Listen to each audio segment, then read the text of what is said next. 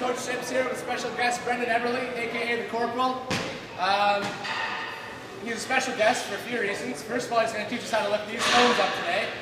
Second of all, he holds the world record in his weight class in the deadlift, in the 100% raw division, and also the total in the 100% raw division. What'd you pull at deadlift? I pulled 570 at 148, and I have a 1300 total.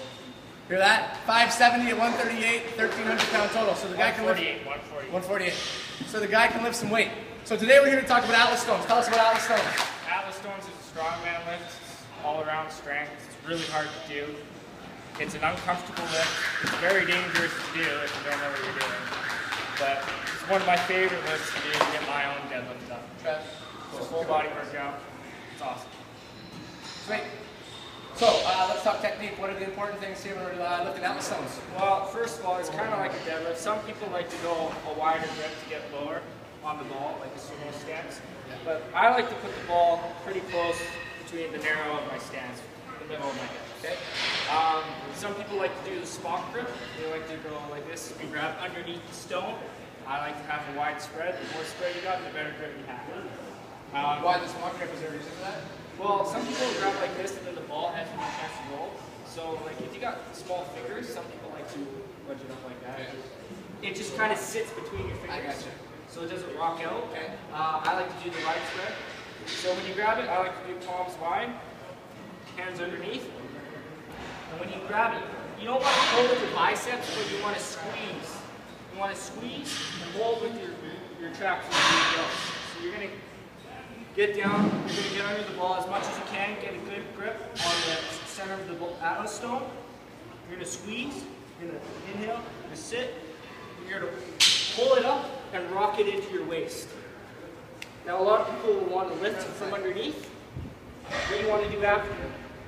So you want to get your hands over top, you want to pull into your chest, push through with the hips, and up on your toes.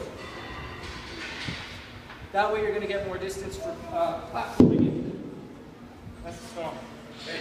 So a couple important things I want to touch on here. We've been practicing over the last kind of 10 episodes how to keep our back straight, everything neutral.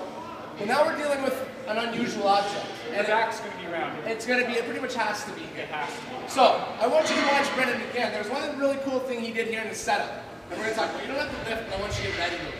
Okay, so get in your position. Now watch how he comes down. And now get tight as if you're about to lift. And see what he did. So he's got some flexion in his spine here.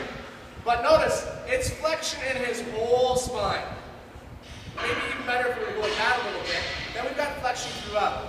Flexion and extension of the spine aren't the worst thing in the world as long as we've got extension or flexion through the whole piece rather than isolated flexion or extension, meaning only one or two vertebrae. Right now, his entire spine's in flexion, just like a gymnast would be coming through on the rings or on the bars, stuff like that. And now what he's done is he sets attention, he tightened his belly, and you saw him use our nice little trick where we stick our butt up in the air, push down as we pull the weight up a little bit and just sets intention throughout. And now here, we don't even have to ask him because we know if he's a world champion deadlifter, his belly's on tight. Okay, so it's holding that position. Oh. And see that, he said that was hard. This is a guy who deadlifts almost 600 pounds. To me, just to get him down there to create tension is hard work. So that goes to show you how much tension is required to hold this position. You got one more lift in you? Okay, let's go. Push through, sit, lift and extend. Watching the hip. A lot of that, all of that was coming from his hip. His pull off the floor, his pull through, all coming from the hips. Anything else you got to add to that, Corporal? No, have fun. Lift some stones, be safe, tighten your belly. Thanks. See ya.